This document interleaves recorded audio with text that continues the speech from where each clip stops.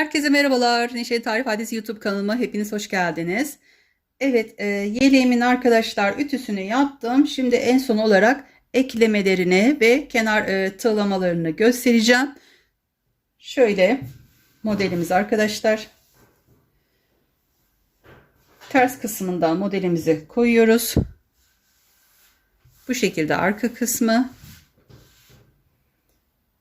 Tersi terse denk gelecek şekilde önce şu ip takılı olan ön tarafı alayım.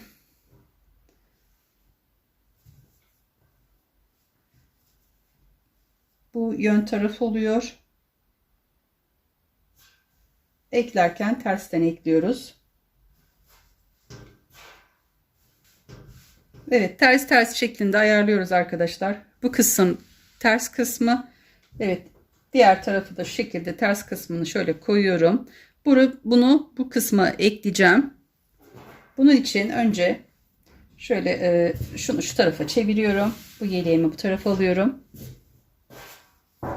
Evet, yeleğimin tersini buraya koydum. Diğer tarafta tersi bu şekilde arkadaşlar. Eklememizi buradan yapacağız.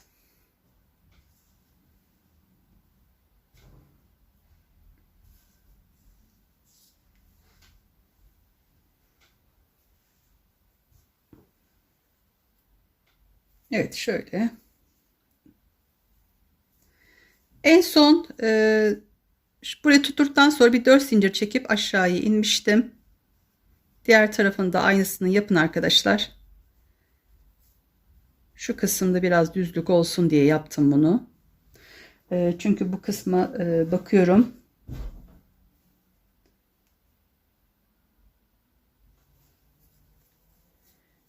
Evet. Şimdi buradan buraya eklememizi yapacağız. Tığımı geçirdim. Şimdi şu uç kısmı, şurada böyle 4 zincirim var. Bu kısma, şu en dip kısmını arkadaşlar, bunu buraya iki tarafından da bir alacağım. Buradan diğer tarafına batıyorum. İkili batalım. Tam dip kısmına batıp şöyle kaydırma yöntemiyle birleştirdim. Bir buradan, bir diğer taraftan alacağım. Aradan şöyle. Sonra tekrar buradan, tekrar diğer taraftan. Bir tane daha yapayım. Bu iki boşluk olan yerdeyiz.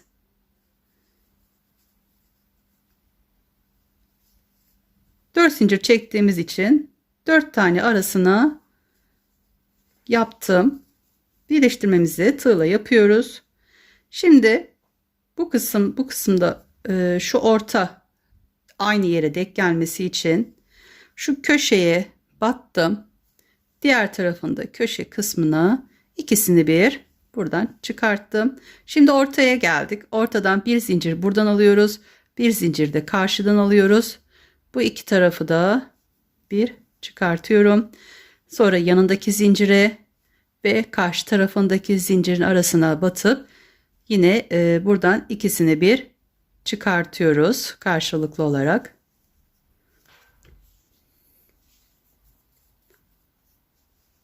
Evet, diğer zincir arasına batıyoruz. Karşıdan da diğer zincirimiz arasına batıp sık iğnemizi yapıyoruz. Şimdi şu üst kısma geldik.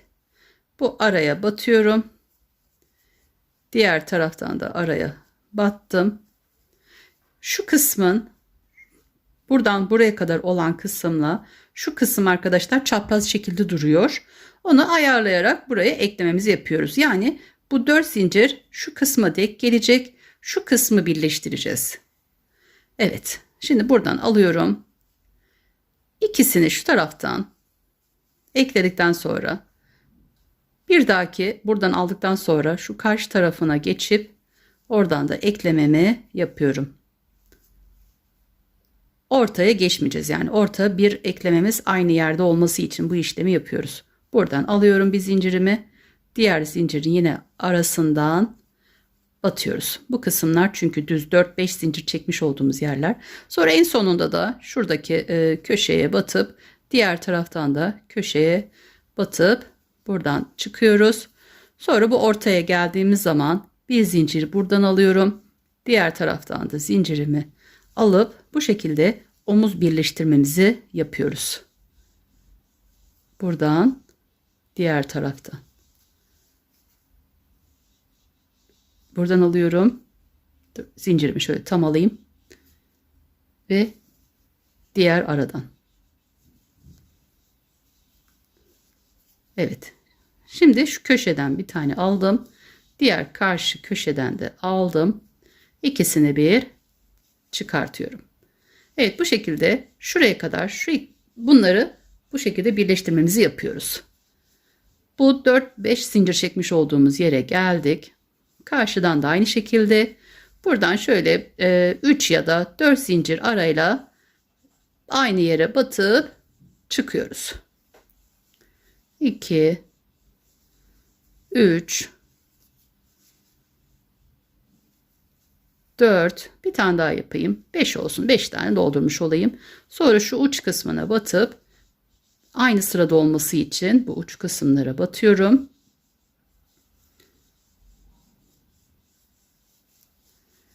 Sonra ortaya geldik. Şu 4 zincir olan yere buradan karşılıklı diğer taraftan evet bu şekilde yapıp sona kadar gidiyoruz. Evet, bu şekilde sona kadar geldim. Arkasını eklemesini yaptım. En sona battım arkadaşlar. Bir zincir çektim. Şu şekilde bakın şöyle göstereyim. Sonra tekrar buradan bir ütü yapacağız. Buradan şöyle ipimi kesiyorum. Buradan şöyle ipimi kesiyorum. Şöyle çıkartıyorum. Sonra bunu iğneyle yürütüyorum. İğneyle yürütmek daha iyi oluyor. Evet, bu tarafta eklememizi yaptık arkadaşlar.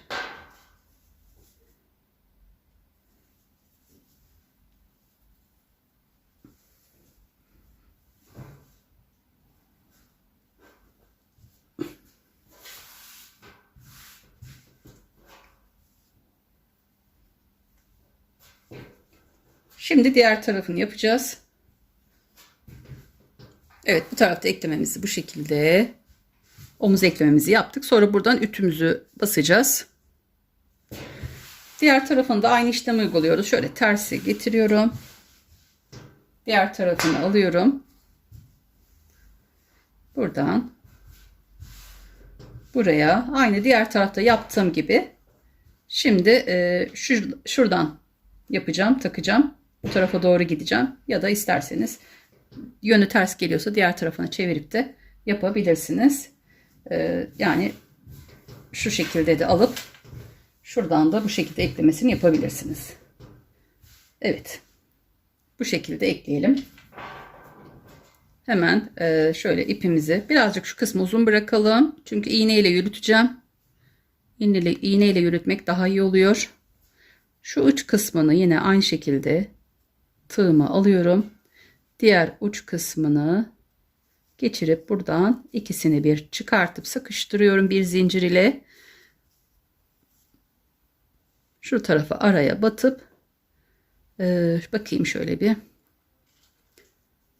Şu kısma kadar şu 4 zincir olan yere kadar şu şekilde tekrar buradan araya batıp karşıdaki zincirimin içine batıp buradan çıkartıyorum. Şuradaki araya batıp diğer tarafta çünkü zincir çekmiştim.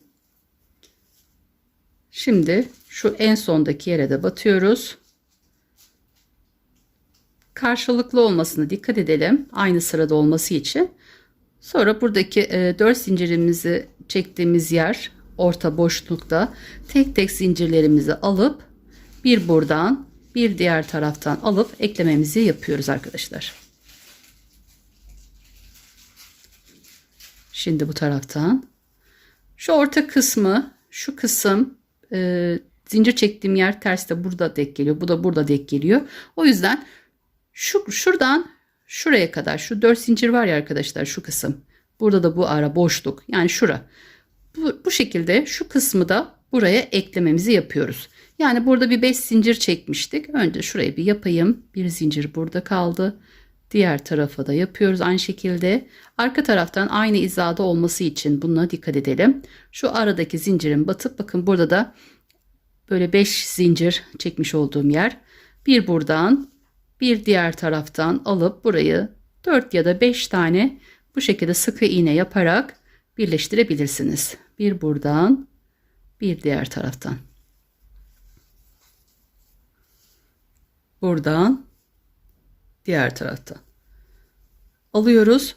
Sonra şu uç kısma, şurasına batıp bu da karşıdan, bakın şurası, şu kısım, buraya batıyoruz. Aynı hizada olsun diye. Şimdi bakın bu iki çukur 4 zincir olan yere geldik. Bir tane buradan alıyorum. Bir tane karşı sırasından. Şimdi buradan alıyorum. Diğer taraftan. Bu şekilde arkadaşlar sona kadar, şuraya kadar eklememizi yapıyoruz ve omuz eklememizi bitiriyoruz. Evet, buradan da eklememi yaptım. Sonuna kadar aralarına battım arkadaşlar. Şöyle hafif uzun şekilde buradan ipimi çıkartıyorum. Sonra bunları iğneyle yürüteceğim. Evet, bu tarafa da eklememizi yaptık. Şimdi tersten şöyle iki tarafı da yanlarını yapacağız şimdi. Tersten şöyle eklememizi yapmamız için iki tarafını birleştiriyorum. Evet, bunlar ön taraflar içte kalacak şekilde, tersler dışta kalacak şekilde yapıyoruz. Şöyle hafif uzun bırakıyorum ipimi. Bir kere şöyle bir zincir çekip sıkıştırıyorum. Şimdi bu kenar eklememizi yapacağız. Bunun için önce arkadan tersten şu uç kısımdan alıyorum ve karşılıklı olarak diğer tarafından da aynı yerden alıp ikisini bir çıkartıyorum. Tekrar yanındaki zincire batıp karşılıklı şekilde alıp çıkartıyorum. Buradan şurada hani ilk zincirlerimiz var, şöyle uzun zincirlerimizde, bu zincirlerimizin aynı şekilde denk gelmesi için şu ara ne kadarsa o kadar zincir çekmemiz gerekiyor. 1, 2, 3, 4, 5 zincir çekiyorum. Önce bu kısımdaki arayı, sonra karşısındaki şu kısma batıp ikisini bir çıkartıyorum. Tekrar 1, 2, 3, 4, 5. 5 zincir çektim. İkinci sıramıza geçiyoruz. Sıraları takip edelim. Aynı hizada olmasına. Karşılıklı diğer tarafından da aynı yerden ikisini bir çıkartıp tamamlıyoruz. Tekrar 1, 2, 3, 4, 5. Zincirlerimizi çok sıkı yapmayalım. Şu uzunluğuna göre ayarlayalım. Çok sıkıysa 6 zincir de çekebilirsiniz. Evet, karşılıklı.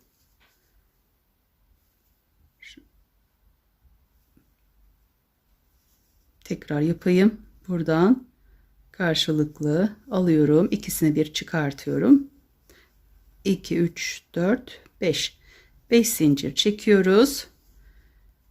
Bir tane buradan, karşı tarafta aynı aradan geçirip ikisini bir çıkartıyoruz. Evet, şöyle bakalım. Çok sıkıysa 6 zincir de çekebiliriz. Bir bakalım şöyle. Bakın arkadaşlar, aynı hizada olduğu zaman 6 5 burada 5 burada yapmıştık. Bu şekilde 10 oluyor. Sonra tekrar üzerine ütü basacağız. Bu kısımlarda belirgin olmuyor. Sanki yeleğimizin devamı gibi oluyor. Bu şekilde yaparak yeleğimizi şöyle omuza kadar yapıyoruz. Birleştirmemizi komple sonuna kadar yapıp geliyorum. Diğer tarafa da aynı işlemi uygulayarak yeleğimizin kenar tığlamalarını tığla yapıp birleştirmelerini yapalım arkadaşlar. Eklememizi yaptıktan sonra bu kısımlarımızı da yine ütülüyoruz. Ütü bezi koyarak. Evet, ütü bezini koyup bastırıp hemen kaldırıyoruz. Evet, bu şekilde burayı da ütü bastık. Diğer tarafında aynı işlemi uyguluyoruz. Eklemiş olduğumuz bu yerleri de ütülüyoruz, ortasını. Şöyle ütü bezimizi koyup dıştan buharımızı verdim. Şu şekilde hemen basıp kaldırıyorum. Sonra bu çizgilerin olduğu yerden şu şekilde örgümüzü düzeltiyoruz. Kenar talamasını yapmadan önce bunları yaparsak daha düzgün olur. Kenar talamasını yaptıktan sonra ütü yapmayacağım artık. Evet, şöyle tek kat olarak koydum. Kenarına hemen ütümü şöyle değdiriyorum. Şu omuz kısımlarını da önce bir düzeltelim. Omuz kısımlarında aynı işlemi. Şöyle tam çizginin olduğu yerden kapatıyoruz. Hemen şöyle bastırıp,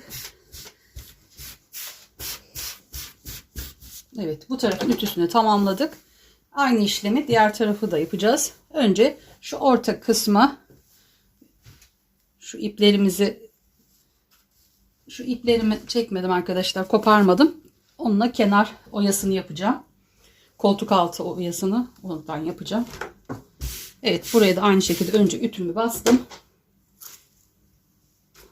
Sonra omuz ve yan kenarlarını şöyle birleştirip ütüsünü yapacağım. Omuzu da düzeltelim. Koltuk altı kısmından kenarlarını da şöyle düzeltiyoruz. Sonra ütü bezimizi koyup önce şu dıştan buhar bastım. Evet, bu şekilde yaparken kesinlikle buharı açmıyorum.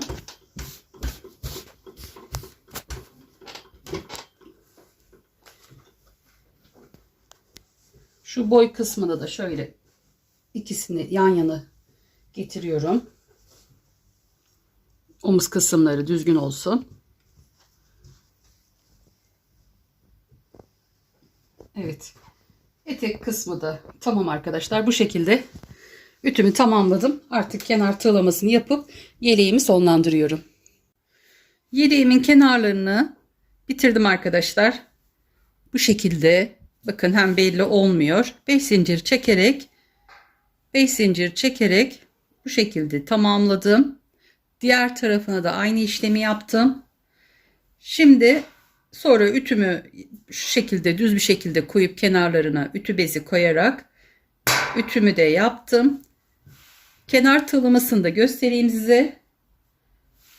Ben şöyle koltuk altı ve omuz etrafından geçtim arkadaşlar. Her zaman yapmış olduğum tığlamamı yaptım. Sadece dikkat etmeniz gereken, şu kısımda çok böyle yukarı doğru bolluk olmasın. Birazcık bir toplama olsun burada. Yoksa hani giydiğimiz zaman şu kısım biraz böyle açık gibi kalabilir, bozuk olabilir. Önce diktikten sonra kenar, üst, omuz ve kenarları diktikten sonra bir yeleği giyin arkadaşlar. Şu kısma bakın, bolluk varsa ona göre ayarlayın. Benim gayet düzgündü. Evet, bu şekilde kenar tığlamasını da yaptım. Şimdi size nasıl yaptığımı tekrar göstermek istiyorum. Evet, şöyle ipimi tığıma geçiriyorum. Alt etek kısmı, şu kısımlarına yapmayacağım. Çünkü burada bir oymamız var. Onlar desen şeklinde. Bunun kaybolmasını istemiyorum. Sadece kenarlarını yapacağım.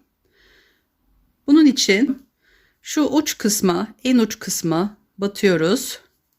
Buradan şöyle bir sıkıştırıyoruz.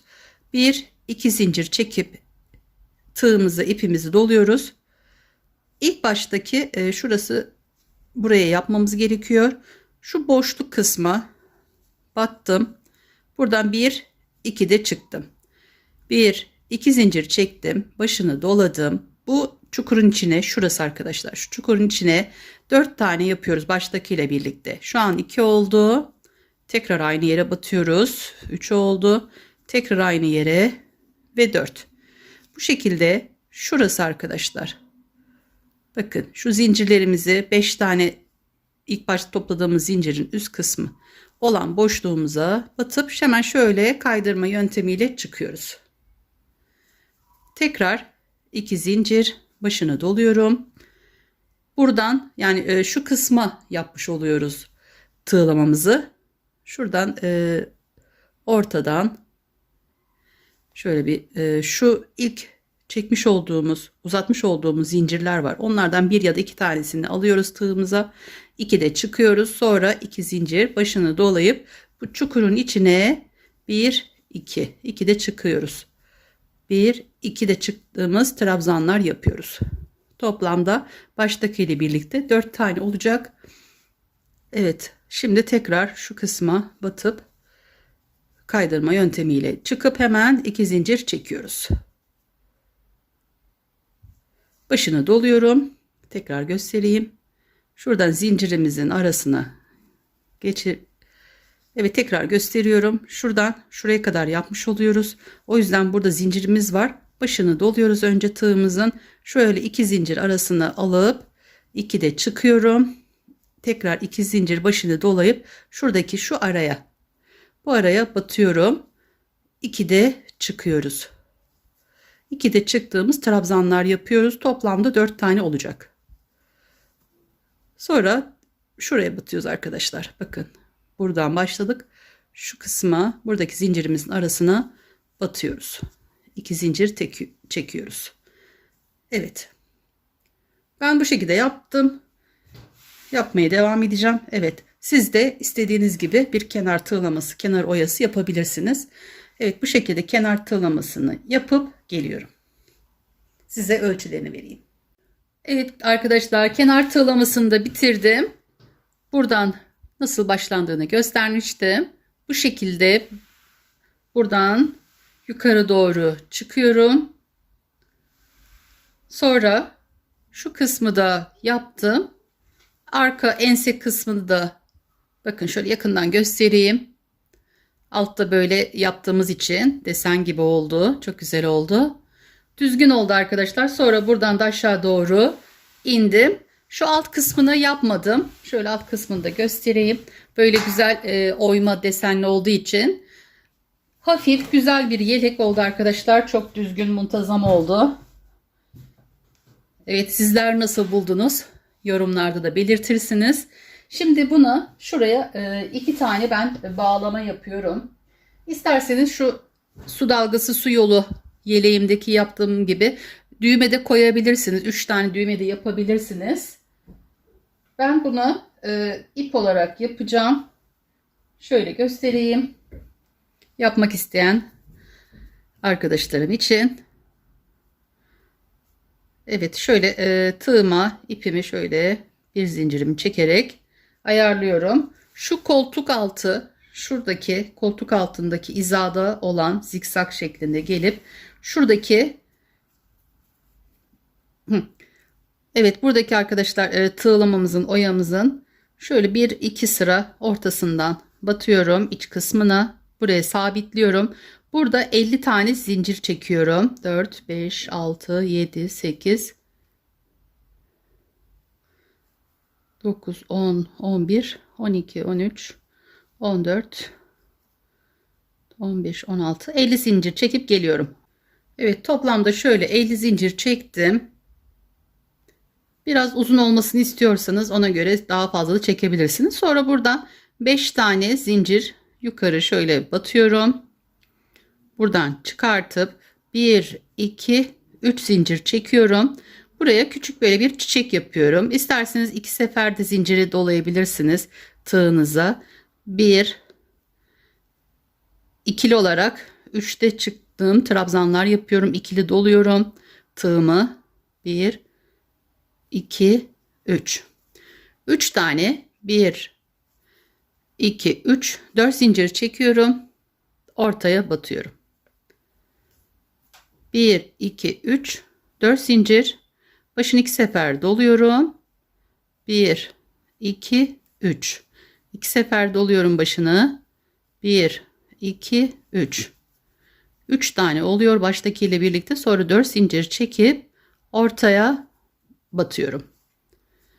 1 2 3 4 4 zincir, başını 2 sefer doluyorum. 3 de çıkıyorum. 2 sefer başını doluyorum. 1 2 3 toplam 3 oldu. Şimdi 4 zincir çekip aşağıya iniyorum. İsterseniz bunu 5'te yapabilirsiniz. Çiçek deseni de verebilirsiniz. Bu şekilde de yapabilirsiniz. Tamamen size kalmış. Sonra bunu şuraya bir zincirimizin arasına şöyle batırıp buradan bir zincir çekip ipimizi burada koparıyoruz, kesiyoruz. Sonra bunu iğneyle yürütüyorum. Daha iyi oluyor, belirgin olmuyor arkadaşlar. Evet, bu kısmı bu şekilde yaptım. Aynısını bu tarafa da yapıyorum. Aynı şekilde bu hizada şuradan ölçüyoruz. Şu kısım. Buraya da bir tane daha yapıp geliyorum.